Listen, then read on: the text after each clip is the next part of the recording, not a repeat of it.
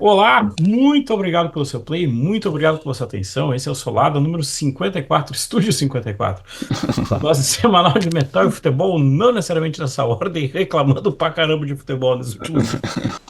Não, não, Exatamente. não estou reclamando de futebol e se a gente tivesse o apreço pela parte visual, eu ia fazer, eu, Thiago Zuma, ia cumprimentar vocês igual aquele meme do corintiano abrindo a janela, saindo saltitando, todo É, feliz, assim. não, não. O meu ia ser cavar um pênalti no fim do jogo, porque não tem mais esperança, e torcer para que o jockey vá embora, entende? Torcer para que a estátua vire estátua. Acho que é o lema. O lema dos últimos meses. Eu sou André Paz, estou na companhia de Thiago Zuma. Aí, pessoal, num raro momento de felicidade futebolística. Nossa, nossa. Eu brinco naquele jogo, naquele Grêmio Fluminense, sexta-feira, assim. Era uma coisa tão anti-futebol, tão assim, anti-tudo. Acho que aquele foi um jogo que ele foi tão, tão errado, de diferentes camadas. O rolo do Mano Menezes com o Marcelo. O Grêmio tomando uma virada e catando um empate, assim, é uma Mas, coisa assim tão mequetrefe, assim, tipo, e nisso eu sou obrigado a concordar com o glorioso Scott Bright, com o Bryce White. O time não é ruim, entende? Só que isso quando ah, você tem um jogador, que é o jogador mais inteligente em campo, assim, verdade seja, o bicho é bem inteligente, que ele fala isso assim, tá, então tem alguma coisa que tá muito errada, porque quem tá em campo não é ruim. Logo, portanto, tem alguma coisa ali que tá fazendo com que esses caras não queiram ser tão bons. né, eu vou falar que eu tava no estádio na segunda-feira e eu vi, foi que diabo é essa coisa que tá no campo que eu achei que fosse tipo uma almofada, alguma coisa tipo. Depois quando eu comecei a ver no intervalo os WhatsApp da galera falando da cabeça do porco, eu falei, mano, E daí tem um dos grandes mistérios da humanidade, que é como é que a pessoa entra com uma cabeça de porco numa torcida, né? tem matérias falando isso, mas eu não me interessei em ler, né? Pensando Cara, assim, é. você entra no estádio direto, já o cara, tipo, revista.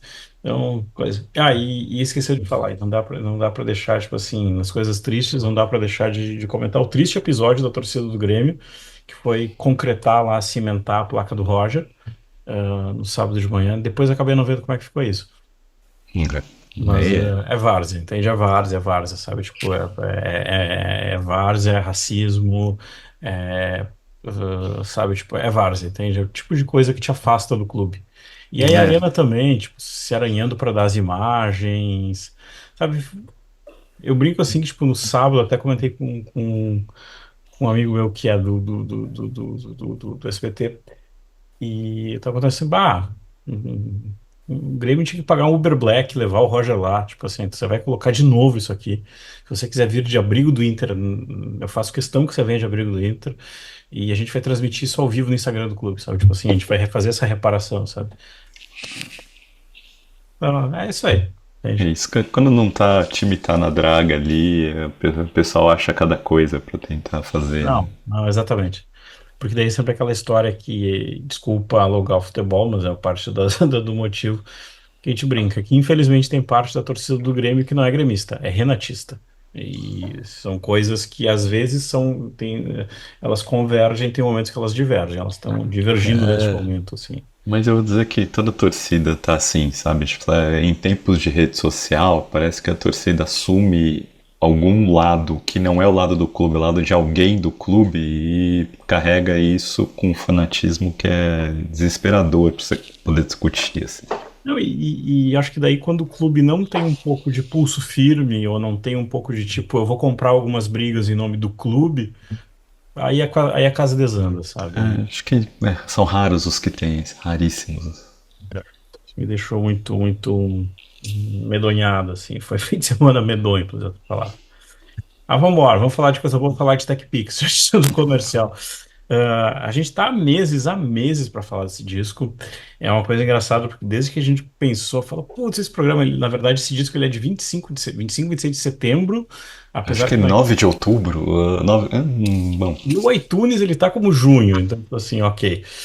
A gente só sabe que é esse ano. E isso diz muito sobre a banda. A gente brinca assim que chegou uma maldição da banda, porque o que teve de coisa, teve, como é que é, anúncio do Monsters, teve, assim, ó, teve trocentas coisas, parece que era algo que impedia. A gente falou, não, a gente vai fazer isso. A gente tá gravando até na quarta tarde, a gente falou, não, foi a semana que tudo deu assim, banzé, a gente falou, a gente precisa falar desse disco, esse disco que eu tô mostrando agora na minha mão, minha cópia. Thiago, que disco é esse? Esse disco é o March of the Saint, minha copiazinha autografada pela banda. Falar da maldição dos Santos, né? Mas o Armored Saint ali. 9 de outubro, que eu confirmei, pelo menos no Metallum tá dizendo 9 de outubro, data de lançamento dele mesmo, assim. Disco de estreia do Armored Saint, né? Digamos assim, eles já tinham lançado um EP antes pela Metal Blade, mas esse é o primeiro disco cheio, né? O full length, long play, lançado pela gravadora Chrysalis. Chrysalis, não sei exatamente como falar o nome deles. E a gente gosta de lembrar do Armored Saint porque assim, tem duas coisas assim. Uma que depois lá no final vai aparecer mais, que é uma das bandas favoritas da casa, uma das bandas que a casa preza da força, empurra assim que pode. E outra coisa que assim, é uma banda que a gente olha pra várias coisas, a gente gosta de olhar isso. Eu acho que o metal tem umas coisas legais nesse ponto. E você olha umas bandas que são legais, mas que elas são injustiçadas em algum momento. Então, acho que o Armored Saint é uma banda muito nesse nível, assim, é uma banda que ela tem excelentes músicos, ela tem uma história cheia de ups and downs. Ela é a boia de salvação de muita gente, tipo assim, precisamos de um vocalista, John Bush, precisamos de um baixista, Joey Vera. Foi Vera, né? O cara Tinha já uma tem. piada que eles faziam que existe nos Estados Unidos, tipo um bate-sinal que é um baixo, que alguém aperta o botãozinho, o bate-sinal aparece e o Joey Vera vai atrás. Exatamente, 0800 Joey Vera. É. Só que é uma banda que ela nunca explodiu de vez, é uma banda que ela sempre bate na trave. E o que é legal, eu acho que isso é uma coisa que a gente gosta de lembrar bastante da Armored Saint, que assim, ela era uma banda de amigos de escola e que basicamente esses amigos de escola seguiram junto. Eu acho que esse é um espírito muito legal, assim.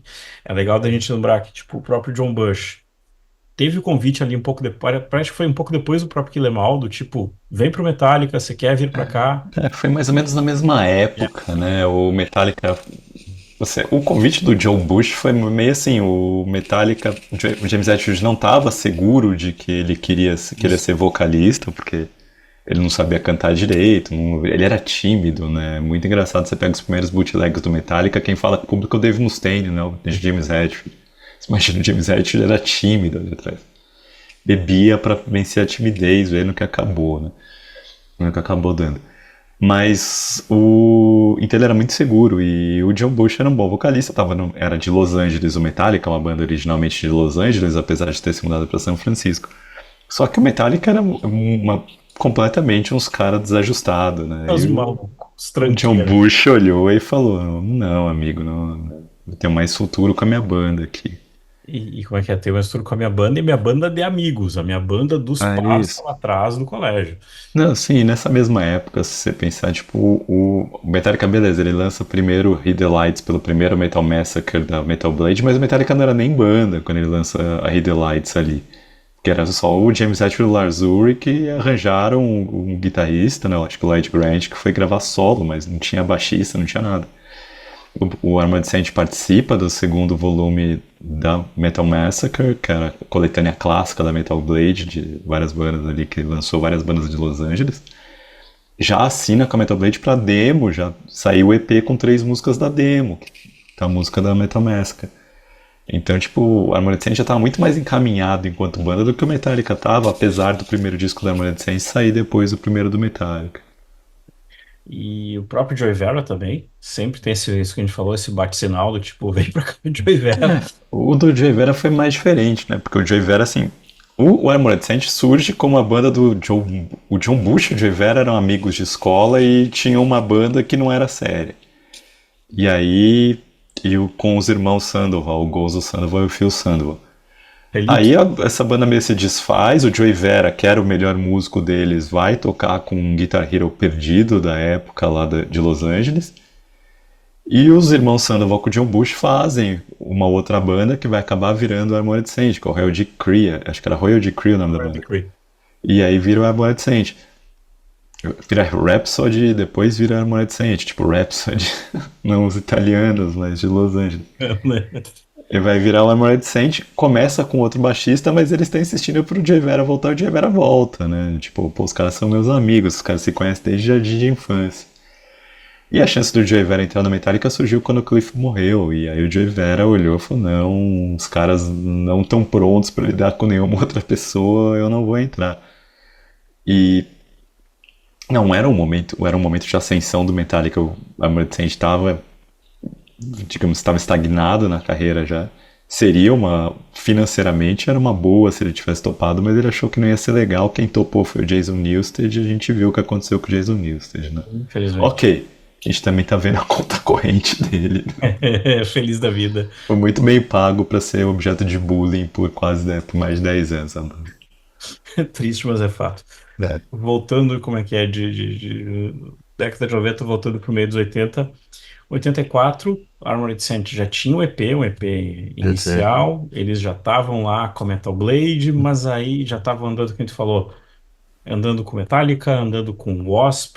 Uma coisa que eu acho engraçada pra caramba, que essas coisas, tipo, da mesma cidade, como é que é? O Joey Vera até vai se meter em acidente de carro com É, com o Tommy Lee e o Vince Neil, né? Isso. O Joey Vera é a banda que o Joey Vera tava, o guitarrista da banda, tinha tocado com o Tommy Lee, se eu não tô enganado, tem uma história mais ou menos assim. O Joey Vera sofre esse acidente, aí eles processam a empresa de seguro pelos lances do carro lá, e com o dinheiro ele financia o EP. Ele financia a demo que vai virar o EP, né, Joey Vera? Exatamente. Então, aquele acidente do Motley Crue, do início de carreira do Motley Crue ali, o Jay Vera tava no mesmo carro, que morre o baterista, que é o baterista da... Esqueci de dar o nome da banda agora. Banda finlandesa de hard farofa ali.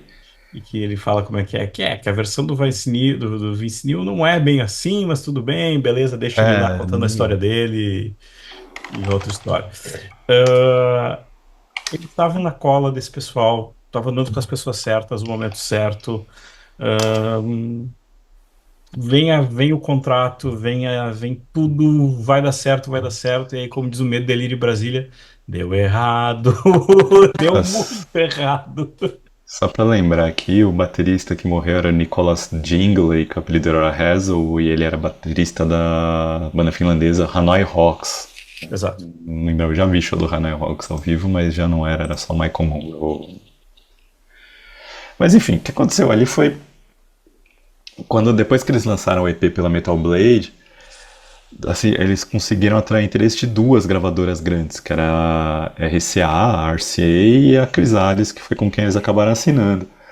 Em 83 e 84, que esse período, o EP sai em 83, 84 é quando eles assinam e vão lançar o primeiro disco, metal tradicional era grande nos Estados Unidos, assim. Vai lembrar, o Iron Maiden grava o Live After Death em Long Beach em 1984. Exato. O maior turnê do Iron Maiden por lá. O Def Leppard estourando de vender o Pyromania, que o Pyromania de 83, Def Leppard fazendo um sucesso colossal ali.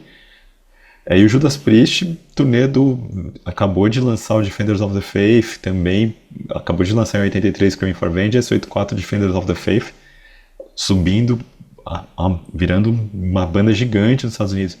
Jill sai do Black Sabbath com uma carreira de Holy Diver, Last in Line nesses anos, fazendo um sucesso monstruoso.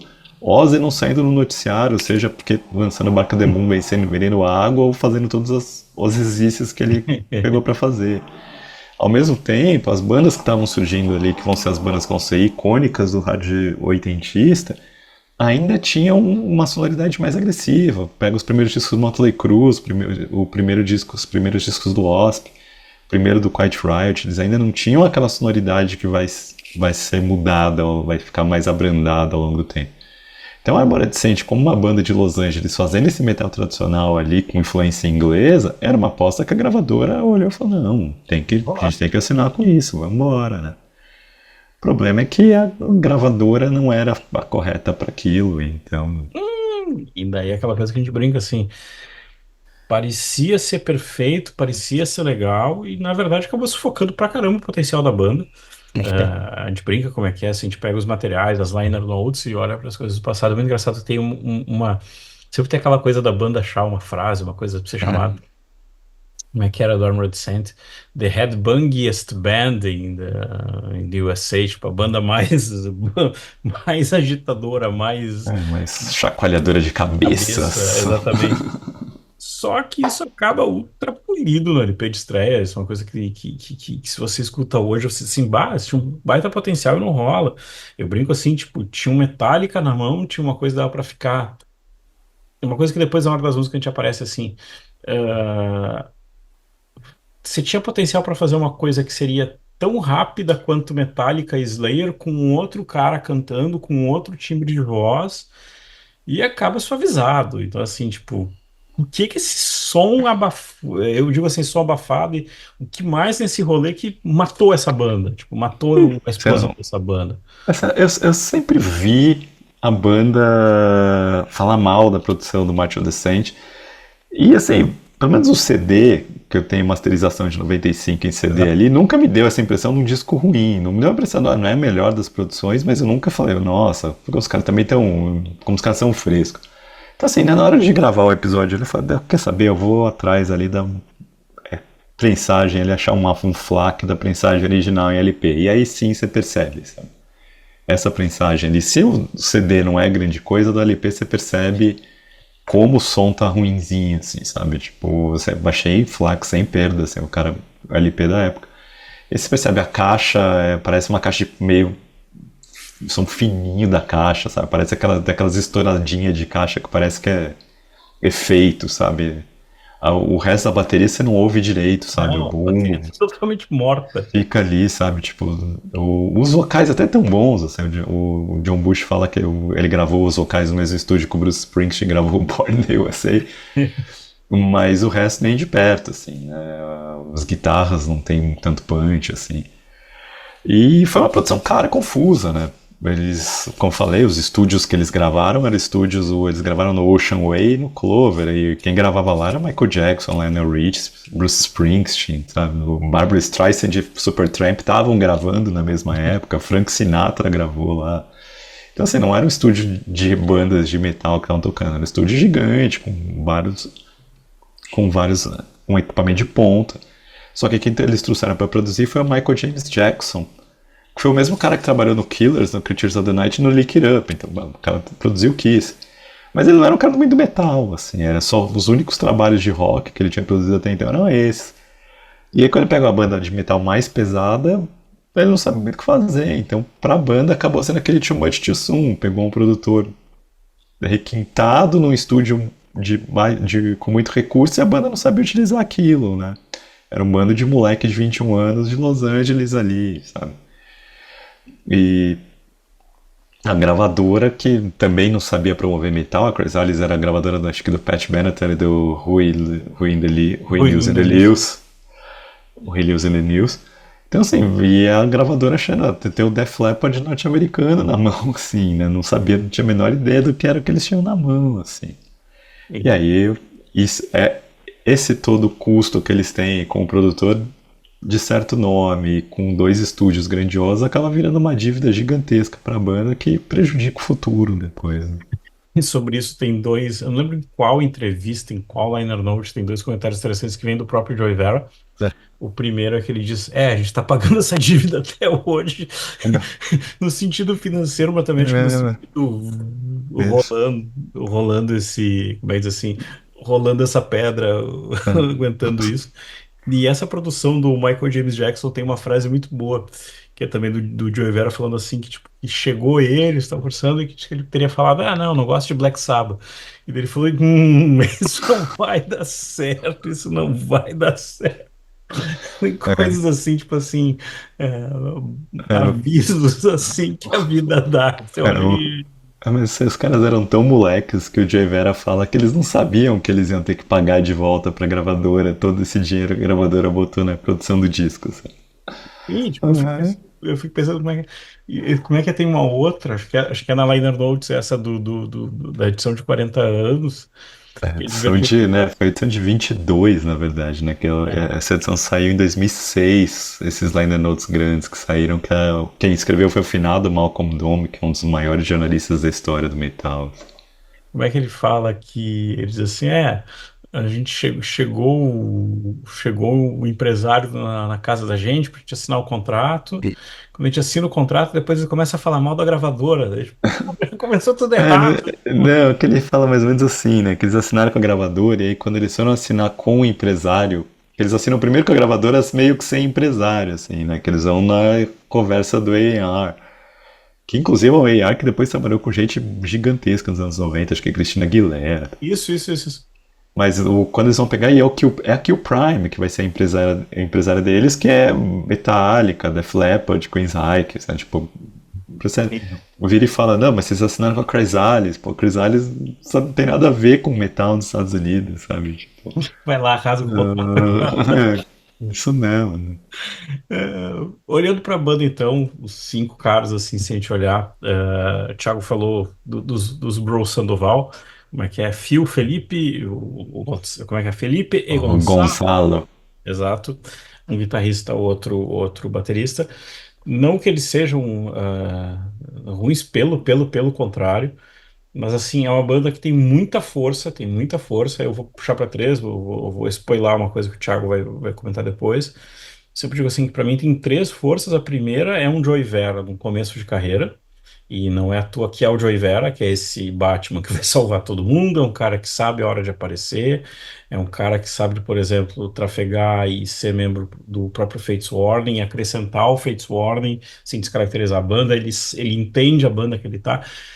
Quase se daria para dizer, tipo assim, ele é um baixista com a cabeça de produtor, de uma certa forma, ele pensa esse todo.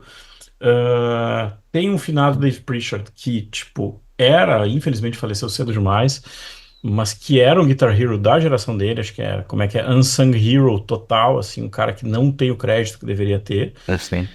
E pra mim completa trinca um que eu sou suspeitaço pra falar, que é para mim a melhor voz do metal. O pessoal, mas o Bruce Dickinson, ok, legal pra você. Que pra mim a melhor voz do metal chama-se John Bush. É um cara que tem assim, até aqui depois a gente vai depois esmiuçar. Ele é um pouco agudo, mas assim, é um cara que tem uma voz de tons médios assim única e é um cara que assim, como é que é?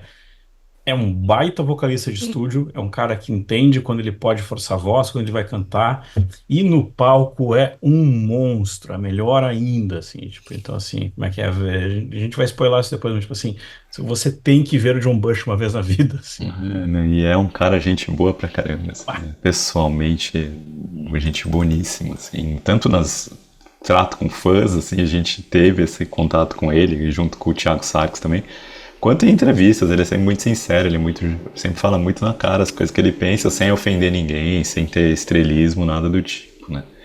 Você lembra que nessa época ainda o John Bush cantava em tons altos, assim, é muito metal infância, né, esse disco. Muito metal moleque, né? Então, ele ainda dá agudos, ele ainda tem as referências dele dos vocais que cantam em tom alto. Ele vai abandonar isso quando ele vai pro Anthrax mesmo, né? Tipo, aí no Anthrax que vai ser trabalhado, anos 90, vamos um vocal mais sóbrio, e quando ele volta pra Amorecente, ele tenta achar esse meio termo entre o que ele foi no início de carreira e com essa sujeira que ele agregou pro vocal dele, esse tipo de atitude mais malandra que ele adquire um pouco.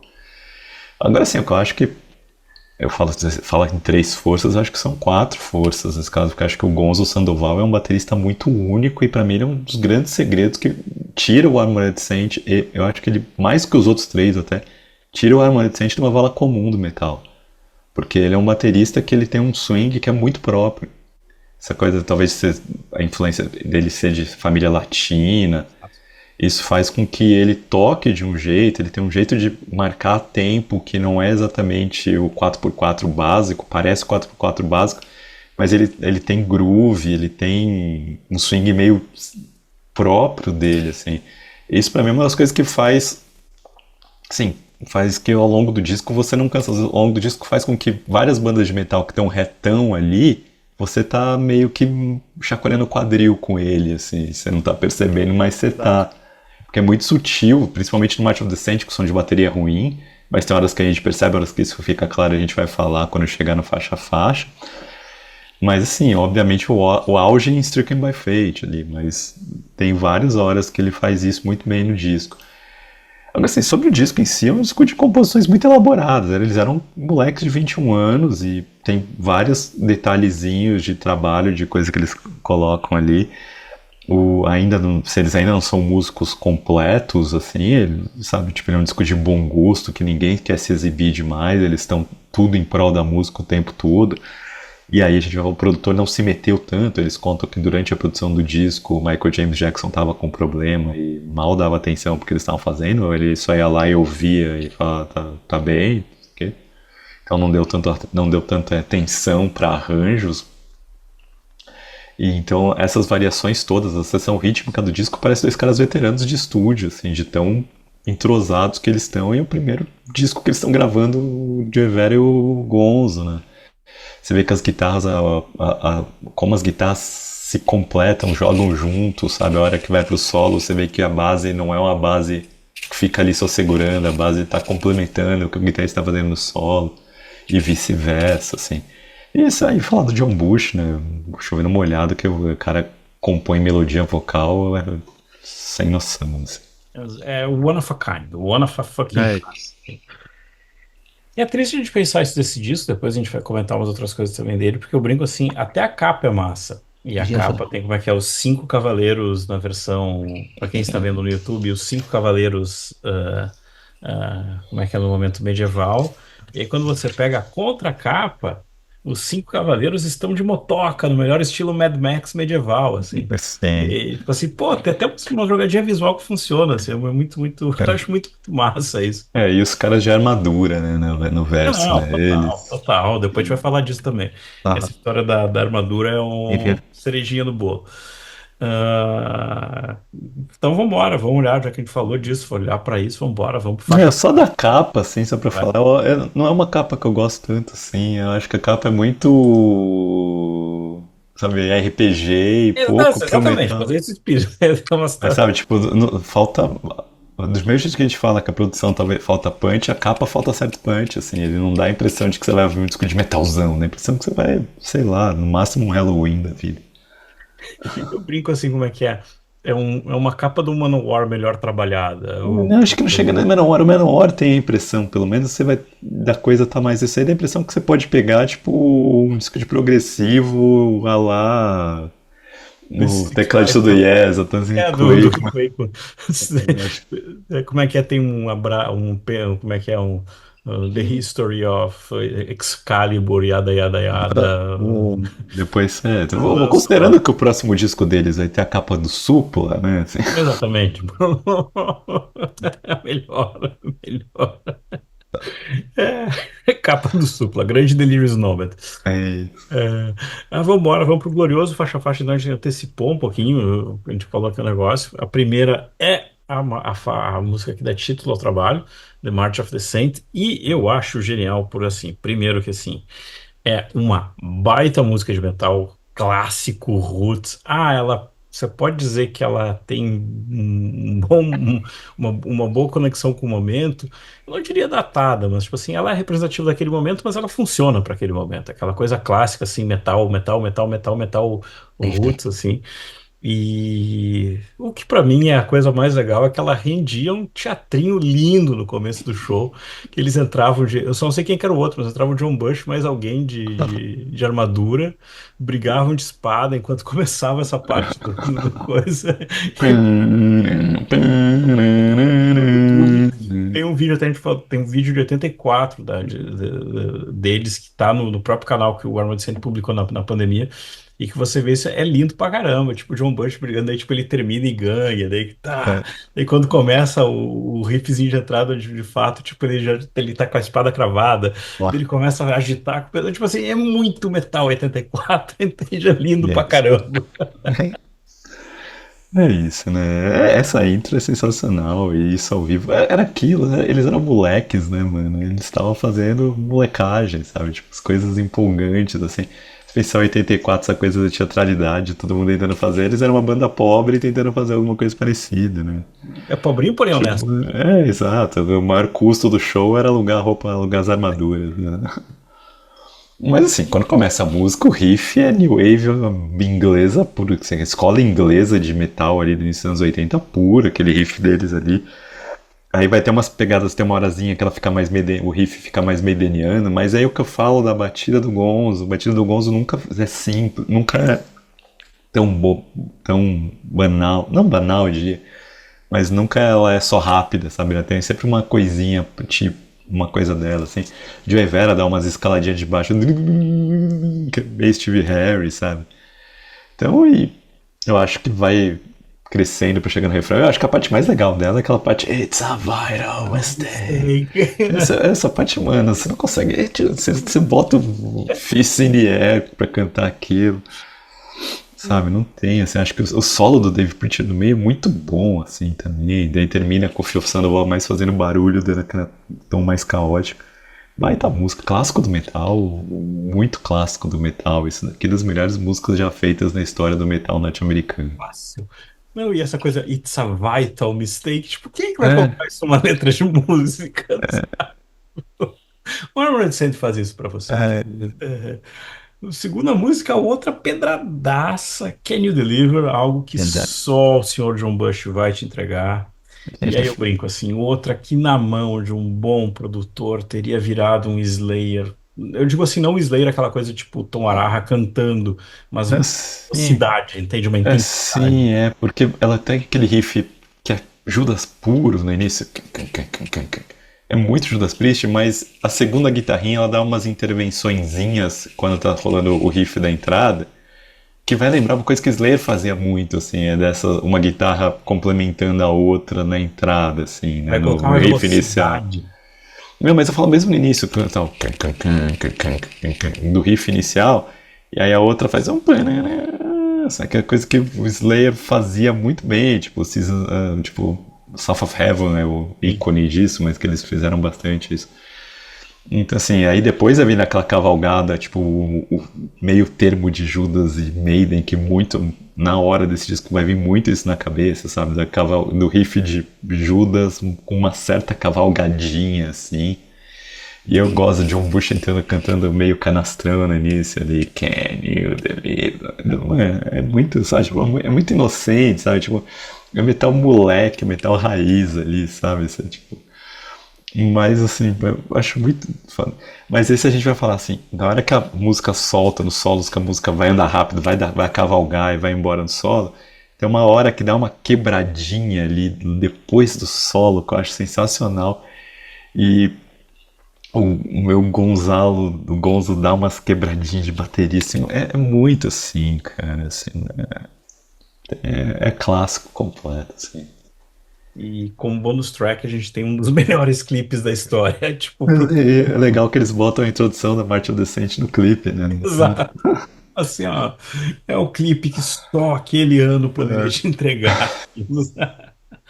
Ah, Legal. faixa 3, Madhouse.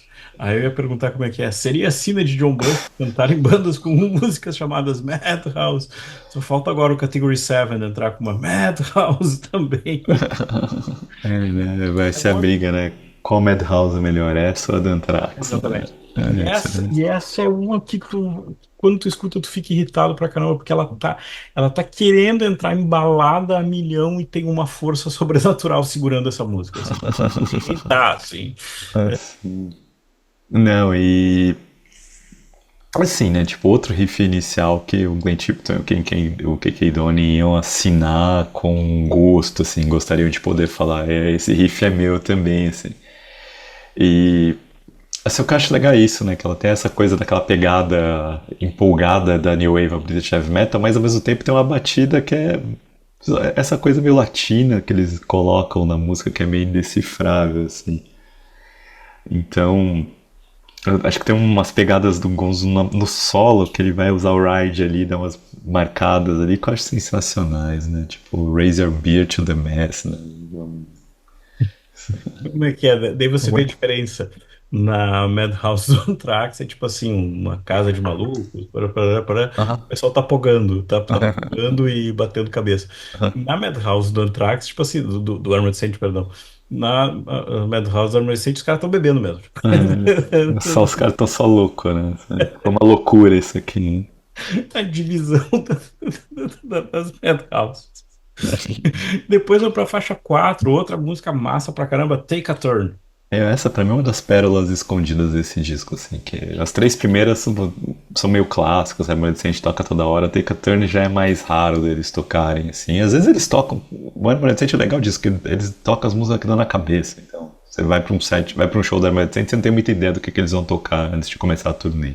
PS, só, perdão de interromper, na tour, aquela fatídica tour que eu peguei de 2011, como é que é? Levava o quadrinho com os nomes de música, e aí alguém subia no palco e escolhia a música que ia cantar, tipo, é isso. É bem nesse esquema, assim.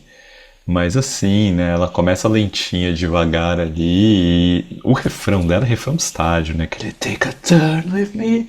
Você consegue imaginar na hora que a música faz o take a turn dela.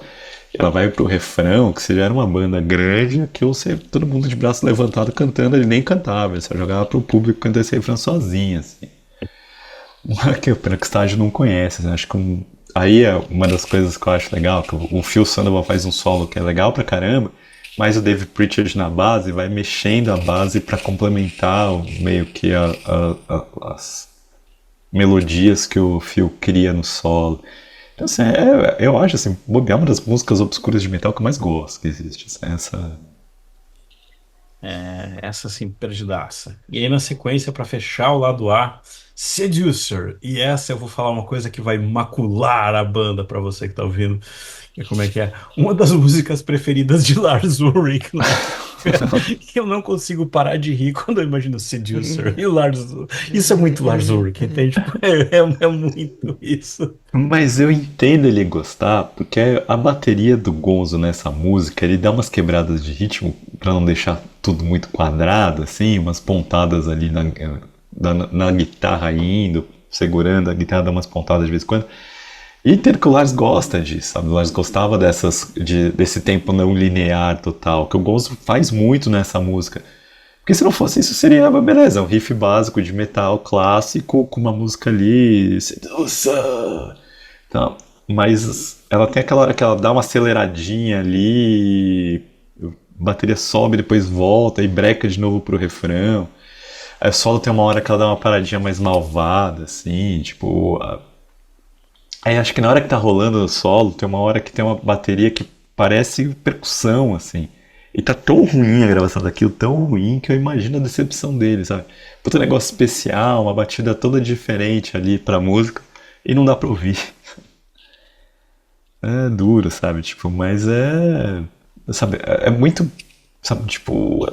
Mais uma vez, no solo você percebe aquele interação das duas guitarras, sabe? É uma molecada de 21 anos, sabe? Um produtor que não tá nem aí, os caras conseguem entregar isso daí. É uma pena que isso na Exatamente. hora não tenha tido a produção digna que merecia, não tenha tido a recepção que O a diamante bruto resposta de estava na mão. público. Desculpa dizer dessa forma, o diamante bruto que estava na mão. Depois, faixa 6 começa o lado B. Mutiny and the World. Aí eu brinco. Mutiny on the world. Exatamente. Tipo assim, a letra é muito Armored Saint. Eu brinco assim. Aqui outra vez ouviram Iron Maiden demais. Não que isso seja o template da música. Eu acho essa que é uma das que mais equilibra Maiden e Judas, assim, É. delas, assim. Tem uma Óbvio hora, que na hora que ela dá aquela acelerada no refrão é Maiden puro, assim, tá? não, e tem uma hora assim que é o Joey Vera cavalgando no baixo que você fala: opa! É isso, né, cara? A hora do refrão. Sabe, tipo, é muito ali, Maiden dessa fase Killers pro The Number, assim, sabe? Tipo, cara. Assim, acho até que numa hora da guitarra do verso é muito Judas também, sabe? Mas assim, o Gonzo é muito bom. Eu acho assim, a outra música que você não tá prestando atenção, ouve essa música e presta atenção só no que o Gonzo faz na bateria, assim, sabe? Tipo, tem uma hora que vai ter pré-solo que o John Bush entra cantando ali, que basicamente quem tá conduzindo com o John Bush vai cantar o Gonzo ali, ou vice-versa, o John Bush conduzindo o Gonzo. Mas fica um detalhezinho, coisinha ali que você vai colocar. E aí tem aquela coisa, os caras estão empolgados, termina o solo, o John Bush dá uns gritos completamente desnecessários ali, mas é empolgação, os caras também. Né? Exatamente, moleque. Ah, e aí depois, 7 Glory Hunter, é uma slogan do disco, de novo, uma ideia de clima para introdução, uma coisa que o Armored Saint vai gostar de fazer depois, ao longo do tempo, vai aprender a lapidar isso. E eu brinco assim que pra mim tem umas horas que essa coisa de ficar repetindo o mesmo verso na música vai dar um pouco, uma certa cansada, mas nada que vai prejudicar, é só um É, pouco. né? Então eu acho que essa repetição tem a ver com a letra da música até. Assim, mas é uma tentativa deles de fazer uma música épica. A letra é de um guerreiro de que tá. Ele tá. Assim, tipo, ele acha que é destinado a ter glórias enquanto as pessoas criticam ele por achar que o cara tá mercenário, desgraçado. E tem essa meio que conflito na cabeça, assim. Então, tipo, inner voices scream, glory burn. Então a repetição vem disso, sabe? Tipo, tá se repetindo na cabeça dele, assim. Então a letra tem a ver com isso. É uma tentativa da March de fazer música épica. Dessa vez a introdução faz parte da música, né? Que nem a introdução da March of the Saint, que Uhum. eles metem na Can You Deliver na hora que precisa. Acho que no Nod to the Old School, que é uma coletânea de B-sides, eles regravam a March of the Saint direto do riff pra frente, ignoram a introdução. É isso aí, valeu. Então assim, mas é aquilo, a música vai crescendo, o riff, a intro do violãozinho lá com a guitarra vai crescendo, entra a bateria, aí vai ter o verso acelera, volta, cresce no refrão de novo. Tem uma hora, tem um verso, o verso vai levando, de repente o verso acelera e volta no mesmo, ainda na mesma estrofe para a velocidade original. Só tem uns detalhezinhos ali que se você ouve só sem prestar atenção, você não pega. Coisa que você vai colocar que você vê que eles estão trabalhando, que eles estão preocupados em fazer esse épico fazer sentido, sabe? E assim, na hora que transita do primeiro refrão para de volta pro estrofe no riff inicial, muito bem feito, assim. Os solos tentam carregar, as melodias dos solos, eles tentam criar melodias meio épicas pro solo. Aí no final do solo tem uma parada que vai ter solo de baixo do Joey Vera ali, com a guitarra, a volta pra guitarra acústica, o Joey Vera solando no baixo e devolve para aquele pré-refrão que é a parte sensacional dele ali. E vai terminar com uma guitarrinha meio épica também ali, e ele repetindo Glory Hunter, Glory Paul, gritando no fundo. Sabe, tipo, aquelas vozes se misturando na cabeça deles. Eu acho assim, é uma pérola, sabe? Eu vi essa música ao vivo, quando eu vi, a primeira vez que eu vi a Remanescence ao vivo, eles começaram a tocar essa música, eu falei, mano, como é que eles tiram essa música da cartola, sabe? Você fala, eu imaginava, sabe? Eu achava que só eu gostava dela, assim, sabe? Tipo, ah, Não, e aqui tu falou uma coisa que é um ponto assim. Eles mesmos falam isso e isso tem que dar um crédito pra eles, tipo assim. Todo disco tem alguma coisa diferente. Todo disco vai puxar para alguma coisa diferente. Todo disco vai oferecer alguma coisa diferente. Então, assim, essa preocupação dos detalhes é genuína deles desde sempre. Como é que eu sou diferente no rolê? Como é que eu sou diferente, mas eu também sou eu no rolê? Eu acho que isso é uma coisa que é muito única deles, assim. E aí vamos para oito. Tu falou de músicas, como é que é? Músicas massa, esquecida. E para mim vem uma que assim é pérola perdida do metal, Stricken by Fate. É uma pérola perdida do metal, é massa pra caramba. É ah, assim, tipo, tudo tá funcionando aqui. E o que me irrita pra caramba é que assim, você tem vontade de assim, cara, refaz isso. Tipo assim, tem como voltar no tempo que assim a bateria é tão sufocada que o prato parece que ele tá conduzindo num triângulo. É uma coisa, olha, tipo assim, né? ferrou o E, negócio. e é uma aula de bateria, né, que o Gonzo dá. É o ritmo dele, o que ele faz de Detalhezinho. groove ali, assim, sabe? Aquele ride conduzindo que parece mesmo triângulo, assim, mas. Assim, é por isso que eu falo que o Gonzo é meio que o segredo da Mudcent, assim, então o pessoal não presta atenção na bateria, se deixa carregar. Talvez muita gente ache que essa bateria seja um problema, não é simples, não é bateria reta. Mas também não é uma bateria de Mike Portnoy, sabe? O cara não tá super lotando de detalhe, ele Não, tá não, só não, não, exatamente. trabalhando aquilo pra dar um ritmo, dar uma pegada diferente, dar um swing diferente pra banda ali.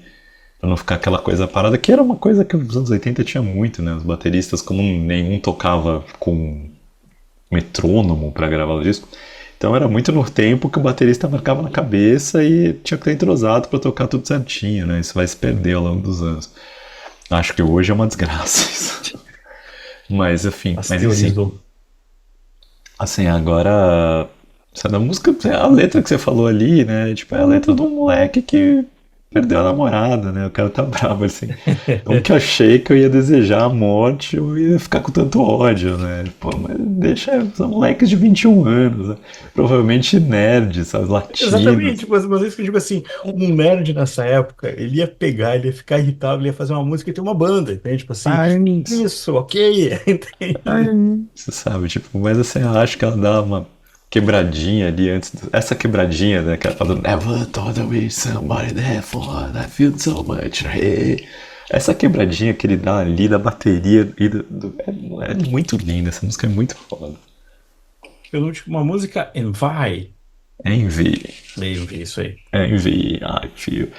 Assim, assim, essa é a pior música do disco pra mim. Assim, vamos lá, eu gosto muito. Essa pra mim é talvez a música desnecessária que não precisava ter ali.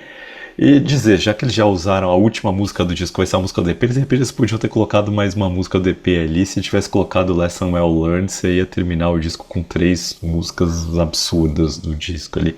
Mesmo a No Reason to Live, que acaba saindo só no. Que não sai no EP, que era, mas estava gravada ali, que acaba saindo só no Saints Will Conquer, também acho que ia cair melhor do que essa no. Melhor do que a Envy no disco.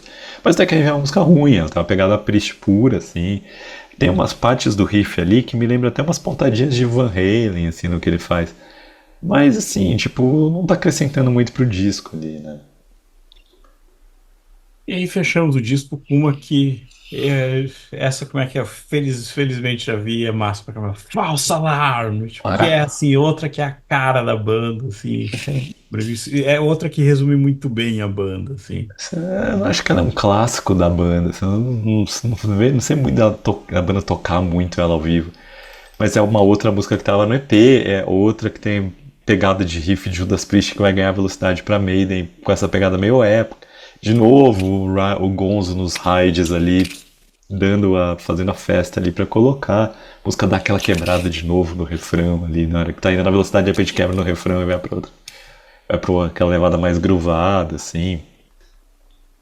Você acha que essa música, se não tô enganado, tem uma versão da banda do Lane Staley pré-Alice in Chains Isso aí, tocando essa música ao isso vivo? mesmo. Pra ver como assim, tipo, eu não sei se isso é da época do EP ou do primeiro disco da Armored Saint, mas assim, você vê que pras bandas undergrounds de metal ali, mesmo em Seattle, o cara tava, isso aí Lá em chegou, cima tá reverberando. as pessoas estavam prestando atenção no que eles estavam fazendo, né? Não, quando tu me mandou aquilo, como é que é? Sleaze, não sei o que, É, não lembro nada mais Liz, mas se procurar, bota Lane é, Staley, False Alarm, Armored Saint, aparece no YouTube. eu olhei e falei assim, putz, então, e é legal que é um Len Staley, assim, tipo, ainda meio Ozzy Osbourne 85, assim, tipo, É, terninho, uma coisa. Mas, tipo assim, você vê quanto a banda já tava naquele. Tipo, quantas pessoas já sabiam quem era o Armored Saint. isso, né? É a questão que fica é porque que não deu certo, né? Exatamente, a gente parar para olhar os fatores. É uma banda boa pra caramba, um diamante bruto na mão, pronto, como é que é? Tipo assim, tem banda que não começou nesse nível, tem banda que depois vai demorar pra chegar nesse nível. É, o próprio Metallica não começa nesse nível, né? Exato, e uma Então, gravadora legal por trás. A Q Prime, que era, tipo assim, que depois vai virar uma grande empresa de é, gerenciamento das carreiras. E não rola, né? que o Prime acho que nessa época já tava com esse AC/DC. Pô, Então, assim, ou não sei se eles saíram, tava com a empresa que tava com esse AC/DC, eu não lembro agora. Mas assim, eram os caras que trabalhavam com esse DC, assim, eles saem pra fazer a própria negócio. Eu acho que é isso, não tô enganado. Que inclusive era a empresa que era também do Paul O'Neill, assim, então que comandava essas carreiras, assim. O March of the Saint chega a 138 da Billboard de posição, que é muito baixa para um investimento de gravadora ali. O Assim, a banda até hoje reclama, fala não só mal da gravadora, mas a banda também fala mal da Kill Prime, porque fala que a Kill Prime focou muito no mercado norte-americano para turnê, não bancou que eles fossem tocar na Europa naquela época. Eles acham hoje que se eles tivessem ido tocar na Europa nesse início de carreira, eles teriam construído uma fanbase muito mais sólida lá do que nos Estados Unidos. E eles usam o Metallica como exemplo, acho que até o Queensryche pode usar como exemplo, mas eu acho que o Metallica é meio diferente, assim. Porque o Metallica ele vai para a Europa ali, porque eles estavam em 83, a cena deles existia na São Francisco e isso, mais ou menos Nova York ali. exato. Então, os Estados Unidos estava ninguém olhando para aquilo. Mas o Armored Saint não. O Armored Saint estava fazendo metal que 84 foi o que a gente falou. Def Leppard, Judas Priest, Iron Maiden, Dio. O estilo da Armored Saint estava fazendo muito sucesso nos Estados Unidos. Talvez tenha faltado para a Armored Saint foi ter conseguido fazer essas turnês certas nos Estados Unidos ali para colocar. O Metallica era uma coisa nova, um estilo revolucionário até então que ainda não tinha mercado. O Queensryche era progressivo, então fazia sentido você tira dos Estados Unidos. O Queensryche era metal progressivo, vai fazer lá porque isso aqui não tá no pessoal daqui, talvez ele não esteja pronto para Não receber tá os ligado. dois, né? Então assim, aí o que vai acontecer pro Armored Saint, que eu acho que é o grande problema pro Armored Saint, é que ele lança o disco no último ano em que esse metal tradicional ainda faz sucesso. Porque o que vai acontecer é que vai bifurcar, né? Os Estados Unidos vai ter nessa encruzilhada que vai ter as bandas que vão começar a apostar totalmente no visual e abrandar o som e ter um visual que chame muito a atenção. Vai ser, inclusive, Hatch, Motley Crue, o Wasp vão por esse caminho. E aí a Metallica vai começar a pegar no underground esse movimento do metal mais rápido e muito mais agressivo vai pegar e não é o que o Armored Saint está fazendo, né? A pegada que o Armored Saint queria pôr para as próprias músicas ali. Então o Armored Saint ficou tipo um lado todo mundo que só se preocupava com a imagem, do outro lado uma galera que se preocupava em não se preocupar com a imagem. O Armored Saint estava nesse intervalo com as armaduras deles ali. Disparo. Mas é um mesmo problema, por exemplo, que o Manowar tem. E aí talvez para o Armored Saint eles falam, o Manowar um pouco mais pra frente foi fazer uma fanbase na Europa que segurou a banda, Perdão te já que não interromper. conseguia penetrar nos Estados Unidos. Perdão te interromper, mas assim, talvez o pensamento da gravadora ali é: eu tenho um Def Leppard made in America, quando na verdade, se você levasse eles de volta para a Europa e dissesse eu tenho Judas Priest made in America e vendesse lá esse diferente, teria sido outra história, teria É. pego uma outra galera. Não, o Iron Maiden mesmo. Tem o Iron Maiden americano aqui, vamos ver o que acontece, sabe? Tipo, vou levar pra lá. Fatalmente seria uma história diferente, assim. Porque eu não acho que a gravadora estava errada de pensar isso em Sim, 1984. Talvez pra frente ela mudasse de ideia, assim. Agora, assim, aí a gente vai falar da questão com a gravadora, né? Que eles fizeram até chegar a fazer clipe pra Can You Deliver, né? Que é Can You Deliver. Que teve, reza a lenda que teve alguma rotação na MTV da época de 84, mas era uma MTV que ainda não dava muita bola pra metal, uma MTV muito inicial, ainda não tava, as coisas não estavam tão nichadas a assim. máquina não está azeitada. A máquina não estava azeitada ainda. Aquela máquina que a MTV vai ser, que vai ser tipo a única rádio nacional dos Estados Unidos, vai ser a MTV mais pra frente, ela ainda estava arrumando isso pra ser. E aí, assim, como o Armored Saint ficou devendo muito dinheiro pra gravadora, o disco não vendeu, o disco vende menos de 150 mil cópias, acho que 140 mil cópias que o disco vende. Pensa se o Def Leppard vendeu em 1984, entre 84 e 85 e 86, entre 83, 84 e 85, o Pyromania vendeu 6 milhões de cópias nos Estados Unidos. Então, assim, tipo, pra banda que achava que tinha um Def Leppard na mão, 140 mil cópias Veja bem. assim, o que, que a gente faz? E aí a gravadora falou, olha, a gente não vai mandar vocês embora, mas os orçamentos foram lá para baixo, não vai ter mais clipes, assim. E vai ser justo nessa época que a gravadora corta esse suporte promocional para a banda, que a MTV lança um tal de Headbangers Ball, né? E a banda fica literalmente fora do baile. Sempre lembrando, Headbangers Ball, o Fúria Metal deles. Exatamente, o programa Fúria Metal é basicamente uma cópia dele, assim. O logo do Fúria Metal era a cópia Exatamente. das letras assim, né, que eles usaram. O Armored Saint só vai aparecer no Fúria Metal, no Headbangers Ball, porque eles saem numa turnê em 87 que chama Hell on Wheels Tour, aí já é o Armored Saint na turnê do Reis em Fear, o Armored Saint vai lançar o Delirious Nomad, que é um disco completamente obscuro, assim, bem dark, um disco bem não depressivo, mas um disco tenso, sombrio, assim, muito bom. Em 85, que é o disco da capa do Supla, e depois eles vão lançar em 87 Raising Fear, que é um disco que a gravação é completamente truncada, porque a gravadora não aceita as demos, manda eles voltarem, aí eles vão e não regravam nada. Eles fazem metade numa hora, metade na outra, entrega, a gravadora lança de qualquer jeito. Mas eles conseguem essa turnê em 87, que é a turnê do Hell on Wheels, que eles fazem com o Halloween e o Green Reaper, tentando promover esse metal mais tradicional nos Estados Unidos. E um dos shows, que é o show de Minneapolis, é gravado pela MTV e vai virar um especial de Halloween na MTV. Você consegue, dá pra procurar esse show de Minneapolis 1987 Armored tem no YouTube, assim, muito fácil isso. Dá pra ver os shows, vai ver o Armored alucinado, assim. A jaqueta que o John Bush usa nesse show vira uma jaqueta meio clássica até, assim. Uma jaqueta meio, jaqueta de pet, assim, sabe, cortada e tal. Exatamente. E assim, Show do, acho que é Fifth Avenue, no centro de Minneapolis. isso, esse mesmo. E aí, assim, aí a banda acaba. Eu não sei se eles são demitidos pela Crisales, se eles resolvem terminar o contrato por isso mesmo, ficar por isso mesmo. O Crisales fala, deixa quieto o que foi. Não sei se acaba o contrato e fica essa dívida aí, Valeu. paciência. Valeu, falou. Só que eles acabam voltando pra Metal Blade, né? E aí eles. A Metal Blade nessa época tá em alta, porque a Metal Blade, como tinha lançado os primeiros do Slayer, lançado King Diamond, lançado Fate Warning, lançado Trouble, ela já tá uma gravadora independente com acordos de distribuição bem feitos pelo país inteiro, já tá conseguindo promover direitos às bandas. Então não era mais a Metal Blade de 83, que era uma gravadora de um dono de loja dos Estados Unidos, da Califórnia, de Los Angeles, que é o Brian Slade, né?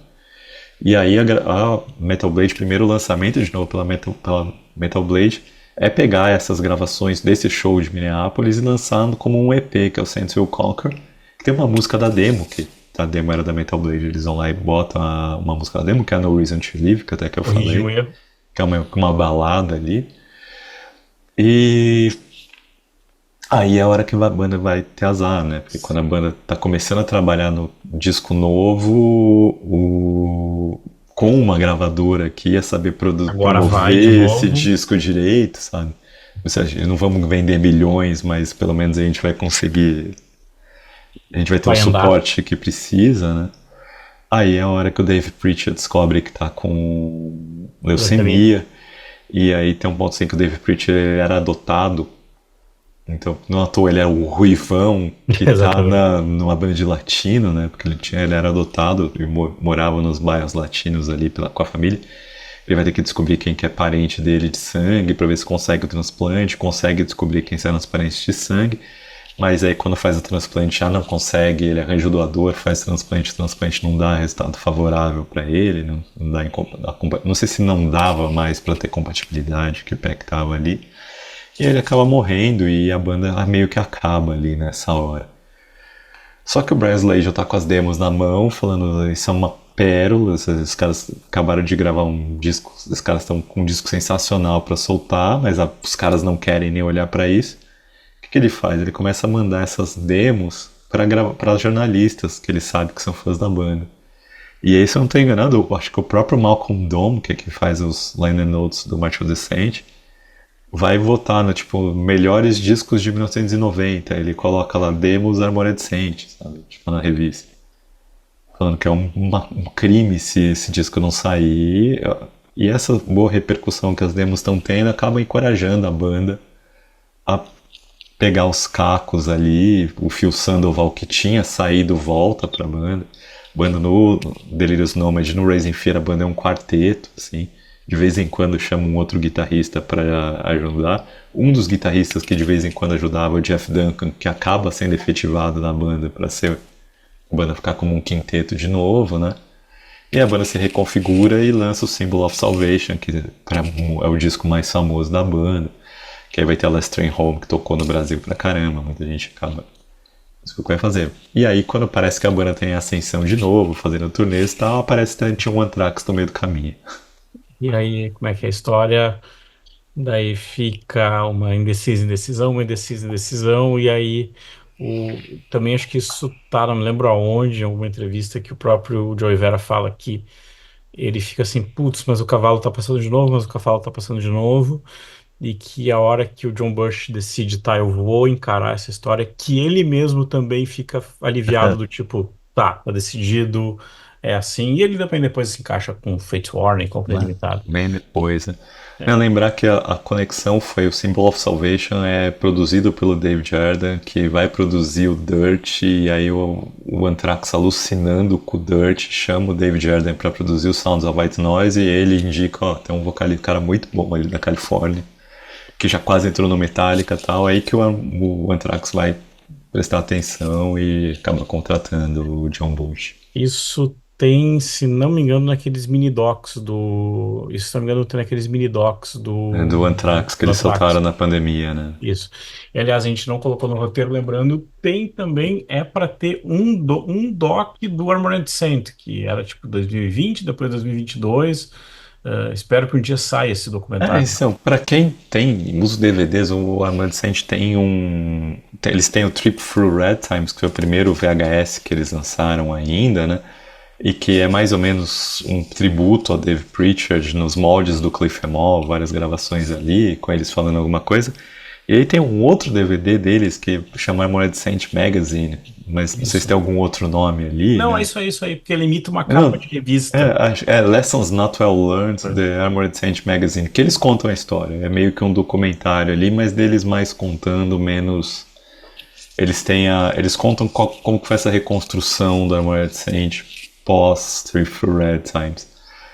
Então são dois HQs que vale muito a pena ver. Não sei se está no YouTube disponível isso, talvez tenha, mas não, porque DVD para os que comprar agora é difícil, mas são Não, mas, dois preciosos lançamentos ali que vale muito a pena eu ter. acho que os dois saíram nacionais até na sua época. Saíram nessa. Então, tipo assim, você vai encontrar no Mercado Livre da vida. É, né? Legal falar.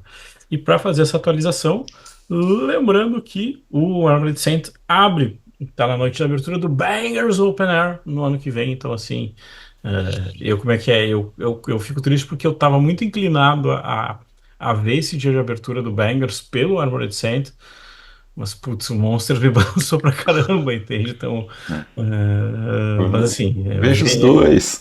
exatamente. Como é que é? Sou um pai de família, eu tenho que pagar o leite da criança. E. Leva a criança junto, ela vai tudo de Exato. graça. Exato. Mas lembrando isso, a gente tem a segunda visita do Armored Saint. Tem até um EP que saiu no Brasil de duas músicas, que é exclusivo Ah, do Brasil. isso. Isso.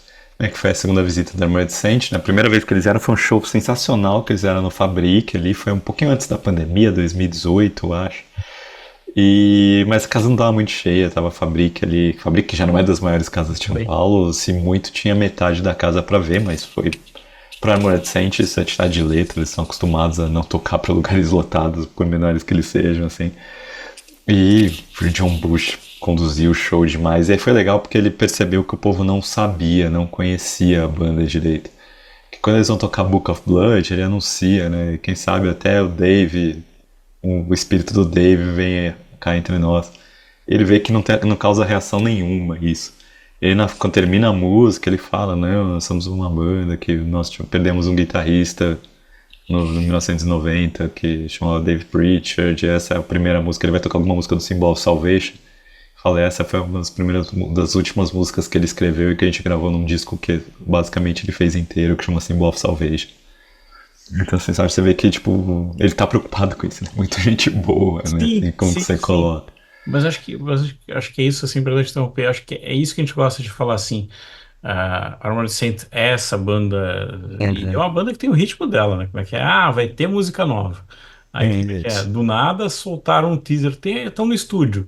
Daí Uhum. saiu um cover pra One Uhum. Chain do Make No É, Prison. Tipo assim, é, um cover totalmente inesperado, assim, que ficou legal pra caramba. o Joey Vera disse essa semana, saiu no Blabbermouth ali, que eles estão trabalhando em músicas novas, que estão sendo pressionados pelo Brian Slade, que é o presidente da Metal Blade, e pela principal executiva da Metal Blade, que por acaso é a esposa dele, que é a Tracy Vera. Que eles falam, tá demorando muito pra lançar um disco novo, mas eles falam assim, não é como se a gente não estivesse fazendo nada, né? A gente tá tocando toda hora por aí, A gente tá e na estrada. cada vez que a gente sai na estrada a gente vende disco, autograva disco pra caramba, então para de encher o saco ali, né? Mas assim, o show da Adolescente não tem que não sair de alma lavada, assim, o John Bush é muito frontman e ele tocando se um dia cheio, se já tiver bastante gente na hora, não vai ter como o pessoal não prestar atenção na Armored Saint, porque o John Bush vai fazer chamar a atenção, vai querer botar todo mundo pra participar ali. Então, e sem ser aquela coisa meio miquinho de auditório, sabe? Assim, ele chama naturalmente, assim, ele é o jeito dele, assim. E aí acho que não vai ter disco novo até lá, então vai ser um set que pode ser muito mais calcado em clássicos, mas é uma decente aquilo você não sabe o que vai ser o set. Pode abrir com March of the Saint e de repente meter a Envy como segunda música do set, que é a música que eu não E eles gosto, estarem mas felizes com isso. é isso, eles estão legais, querem fazer isso, mas assim.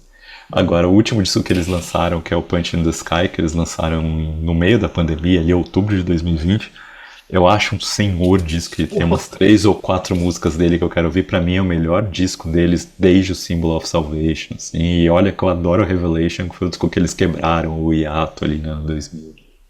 Não, assim, ó, como é que é? Míssil Tugano, uma baita música.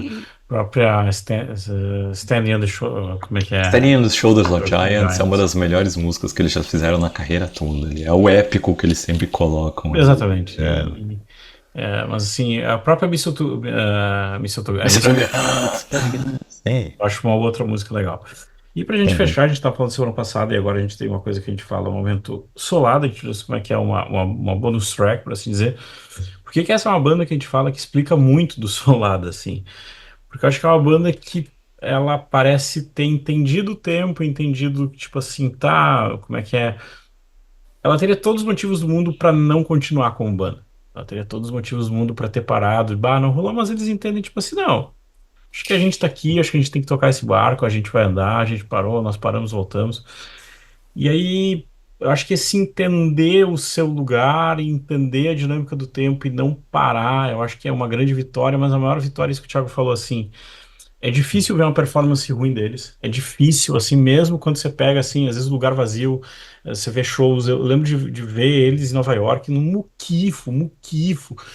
E a banda tocando terror, assim, tipo, aquele lugar, assim, que você ter... Eu tava, pra fazer o roteiro, eu tava lembrando desse show é um lugar, assim, que, sei lá, eu acho que, sei lá, deve ser um lugar com, sei lá, 100 metros quadrados, era o The Studio at Webster Hall, assim. Uma das cenas mais dantescas da história, como é que é? No porão do negócio tá tocando. No porão do negócio tá tocando o Armored Saint no metal e em cima tá rolando um prom, um baile de adolescente, assim, tipo, uma das coisas mais malucas da história. Mas essa coisa da brodagem, essa coisa dos caras estarem ali de serem muito sinceros neles aí. Se você olhar a entrevista, se você olhar as coisas, é muito isso. A gente brinca assim que é displicente quando você gosta de Armored Saint, você tem que basicamente, tipo, às vezes se segurar, tipo assim, como é que esses caras tão bons não estão fazendo coisa, tipo, você entende eles, tipo, depois tem uma Uhum. hora que dobra a ficha, cai a ficha, assim, porque é uma banda que tem muito, muito talento, como a gente falou, mas que também já olhou, já entendeu o tempo. E a gente tava lembrando, assim, que isso também é um pouco do Solada, assim, se a gente parar pra pensar, a gente brinca, assim, que a gente ainda não tem uma camisa de tour, que nem o Armored Saints, que uma que eu tenho, que é essa tour de 2011, que assim são 5 datas, a gente sempre fala, são 5 datas, uma é o aeroporto, uma é o ensaio e a última é o aeroporto, assim, tipo, é esse espírito quase tipo assim, tá, tamo ali, tipo assim, só pra gente não parar, mas a gente brinca assim que acho que o Solana tem muito isso de um pouco da gente manter a memória pro Thiago Sarkis, que estava com a gente quando a gente encontrou o Anthrax e ficou conversando Isso, né? bastante com o John Bush e com o Joey Vera. Exatamente, porque eu peguei, autografei todos os meus amorecentes e esqueci de levar meus Antrax pra autografar. Exatamente. Acontece, exatamente. É como se eu não É, tivesse a coleção completa do Anthrax também, na assim, época, era mas era o que só importava. esqueci, assim. E a gente brinca assim que justamente, acho que esse é o espírito do Solada, uma hora legal por semana. A gente brinca assim que pra gente vale muito porque pra gente faz bem, é uma hora de pensar um pouco sobre o que que a gente está ouvindo. E uma das coisas que de novo apareceu bastante esses dias, a gente gosta de lembrar, e também a forma da gente conversar com algumas pessoas que a gente não consegue mais conversar por conta da distância. Então o Solada tem muito disso. A gente pede desculpa como é que é pela cadeira no canto de vez em quando, pelo eu às vezes como é que é, esqueço de ligar a luz, esqueço de tratar o som, mas veja bem. A gente é metaleiro, mas a gente é sincero, entende? É É isso. esse espírito do Armored Saint É, que a gente mantém, nós mantemos isso, é. perdão. A gente não tem nem backdrop, né? Assim, a Armored Saint pelo menos tem isso. Aqui é isso, sabe? Acabou o cabo ali, tá usando o fone que sobrou e estamos gravando. Se o som tá audível, vamos tocando ali, né? Assim, a Armored Saint, o que eles têm é que. Acho que eles terem passado pela perda do Dave Pritchard ali, eles terem conseguido voltar com a banda e ter conseguido ter um ressurgimento, nem que seja foi um ressurgimento de grande sucesso, mas os cinco terem conseguido de alguma forma tocar isso pra frente, sabe? E porque o Jeff Duncan, que é o guitarrista que entrou, era um cara que era amigo dele, sabe? Tipo, ele brinca muito que o Dave Pritchard queria colocar ele na banda e o Jeff Duncan falou, tem outra banda, né? O Jeff Duncan tem que vir com a gente. Eu acho que a minha banda já é nacional, a sua banda é local, sabe? E, mas enfim, os cinco se bastam hoje e eles vão lá tocar. Então se tem 30 pessoas, eles estão felizes de estar os cinco um lado do outro tocando, fazendo show e tocando as músicas que eles compuseram com o Dave, que eles compuseram depois do Dave. Então isso pra eles que vale a pena. Eu vi um show do Armored Saint, a última vez que eu vi o Armored Saint ao vivo foi em 2018 em Vegas. Foi no primeiro dia do Psycho Vegas que eu fiz questão de abandonar as últimas bandas pra ir ver o Armored Saint, que é óbvio. E o Armored Saint tava naquela turnê que ele tocava o Symbol of Salvation inteiro. E assim, tava lotado, eles tocaram na churrascaria, a churrascaria tava lotadaça. E numa churrascaria ali de Vegas, na Old Vegas, assim, perrengues pra um dia contar. E numa hora o John Bush fala assim, né? Nós vamos tocar agora que é assim, a gente tá tocando, somos nós cinco, sabe? O dia que não for nós cinco, não tem mais Armored Saint. Sabe? Você não vai chegar e vai ter a Armored Saint com um moleque de 19 anos, as da guitarra, tocando pra substituir porque algum de nós tá velho. O dia que a gente entender que não dá, pra um de nós não dá mais, a gente vai desencanar. Mas é isso, sabe? Espero que eles mantenham esse espírito, né? Porque o que não falta é banda de metal que promete coisas que não cumpre depois. A Armored Saint deliver até hoje, né? Então é isso, pessoal. Brigadão, brigadão por mais um Play Mais Sua Atenção. Como é que é? Estamos entrando em novembro, só tem mais um mês de Campeonato Brasileiro, finalmente. Como a gente pode lembrar, finalmente isso vai acabar. Acabando martírios. Exatamente. Vai chegar o Papai Noel, não. Vai chegar o Dream Theater aí no final do ano. Tá Não. quase. Eu brinco. Essas próximas semanas em novembro, pra quem curte metal, vai ter aqui em São Paulo quase um show por dia nas próximas 2, 3 semanas. Então vai ser pesado. Até o Dream Theater tem bastante coisa. Exatamente, exatamente. Então é isso, pessoal. Muito, muito obrigado pelo seu play. Muito, muito obrigado pela sua atenção, que é o mais importante. Não esqueça, cadastre seu e-mail pela newsletter solada.com.br e muito obrigado. Isso aí, valeu, pessoal.